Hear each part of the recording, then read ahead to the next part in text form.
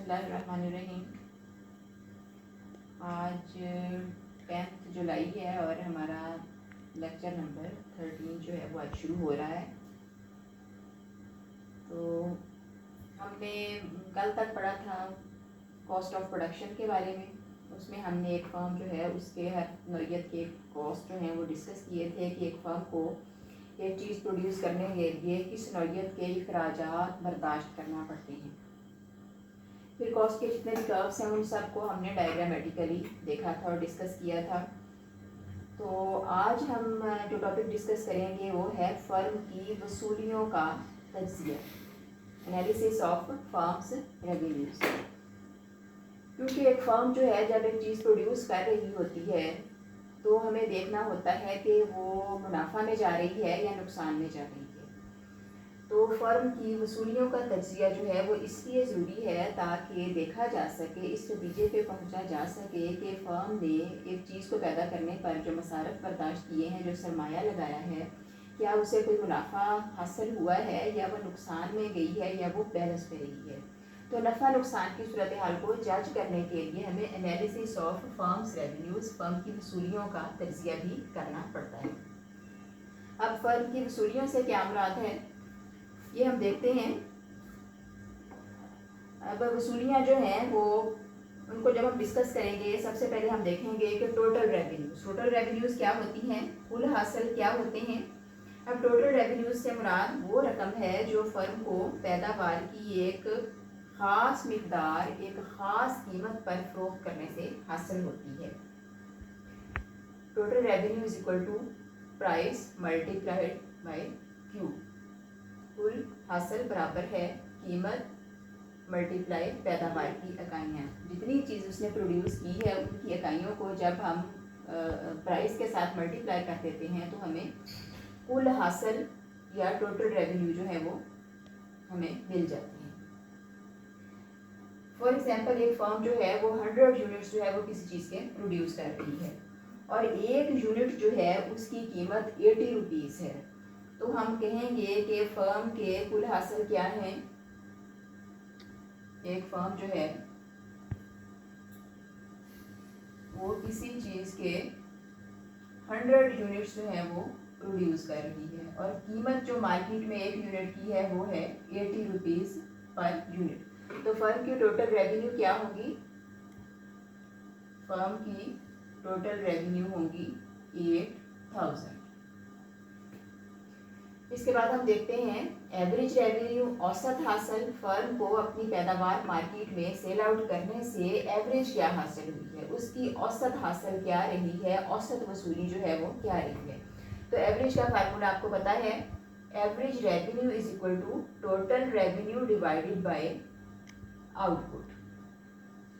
औसत हासिल बराबर है कुल हासिल बटा पैदावार की इकाइयाँ। कुल जो भी उसको मार्केट में हासिल हुआ है उसको पैदावार की इकाइयों के साथ जब डिवाइड कर दिया जाता है तो हमें एवरेज रेवेन्यू हासिल हो जाती है कि उसको फी इकाई औसत क्या रेवेन्यू मिली है। नंबर 3 में जो तीसरा कॉन्सेप्ट है वसूलियों का, रेवेन्यूज़ का जो तीसरा कॉन्सेप्ट है वो है मार्जिनल रेवेन्यूज़। अब मार्जिनल रेवेन्यूज़ जो है इसको हम देखते हैं मुख्ततिम हासिल। मुख्ततिम आपको पता है, इसके बारे में हमने यूटिलिटी के चैप्टर में भी पढ़ा है और हमने कॉस्ट के चैप्टर में भी मुख्ततिम का तसव्वुर डिस्कस किया है। मुख्ततिम से मुराद है तब्दील शुदा सूरत हाल। M R is equal to D T R over D Q. Marginal revenue बराबर है कुल हासिल में तब्दीली बटा कुल पैदावार में तब्दीली। वही बात कि फर्म जो है वो 100 इकाइयाँ प्रोड्यूस कर रही थी और उसे टोटल रेवेन्यू हासिल हो रही थी 8000। अब फर्ज करें कि फर्म जो है वो 101 इकाइयाँ जो है वो प्रोड्यूस कर रही है और उसको कुल वसूली जो है वो मिल रही है 8075। वो 101 इकाइयाँ जो है वो प्रोड्यूस कर रही है और उसको कुल वसूली अब मिल रही है 8075। अब ये जो एडिशनल 75 हैं, एडिशनल 75 यूनिट्स जो उसको हासिल हो रहे हैं, ये है मार्जिनल रेवेन्यू। फर्म की रेवेन्यूज़ के तीनों कॉन्सेप्ट जो हैं वो हमने डिस्कस कर लिए हैं, टोटल रेवेन्यू, एवरेज रेवेन्यू और मार्जिनल रेवेन्यू। अब हम इनको डायग्रामेटिकली देखते हैं कि डायग्राम की शक्ल अगर हम देते हैं तो हमारे रेवेन्यूज़ के कर्व जो हैं उनकी शेप कैसी होती है।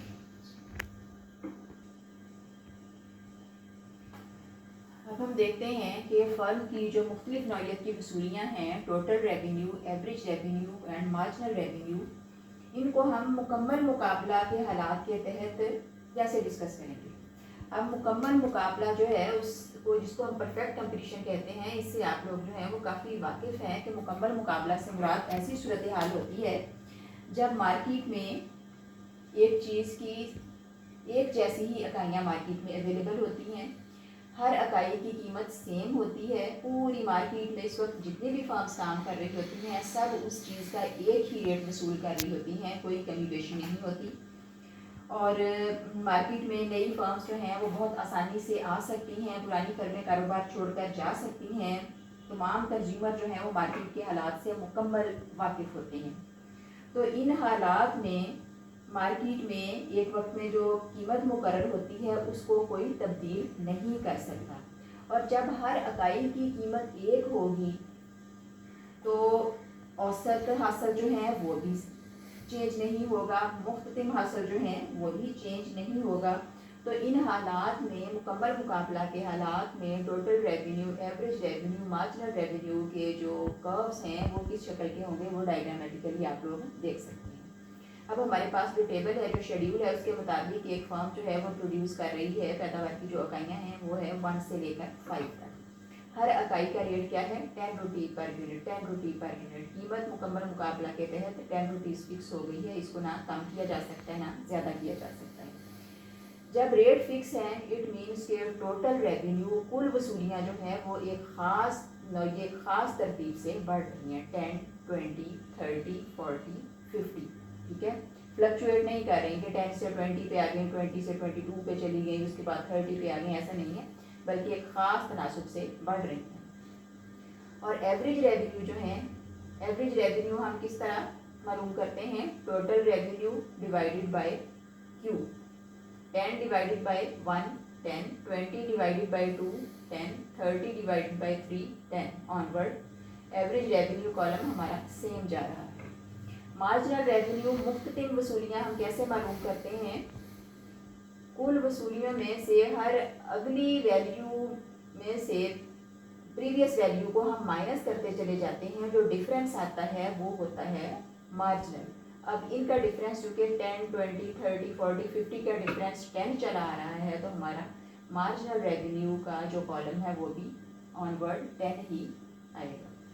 अब डायग्राम में जब हमने इसको मेजर किया, एक्स एक्सिस पे पैदावार की इकाइयाँ, वाई एक्सिस पे वसूलियाँ, हमने देखा कि हमारा कुल हासिल का जो कॉलम है वो हमारा पैदावार की इकाइयों के साथ मस्बत अंदाज में बढ़ता चला जा रहा है, जबकि औसत और मुख्ततिम हासिल हमारे जो हैं वो 10 पे फिक्स हुए पड़े हैं। तो पैदावार हमारी 1 है, 2, 3, 4, 5 तक भी चली गई है, तो हमारे औसत और मुख्ततिम हासिल कितने हैं, 10, ठीक है।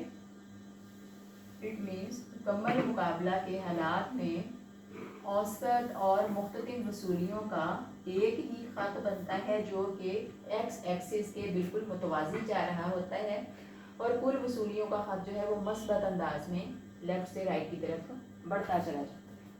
तो मुकम्मल मुकाबला के तहत फ़र्म की वसूलियों के खतूत जो हैं वो हमने डिस्कस कर लिए हैं। नेक्स्ट लेक्चर में इंशाल्लाह हम डिस्कस करेंगे इजारादारी के तहत, इजारादारी या नामुकम्मल मुकाबला के तहत फ़र्म के वसूलियों के ख़त जो हैं उनकी शक्ल क्या होगी।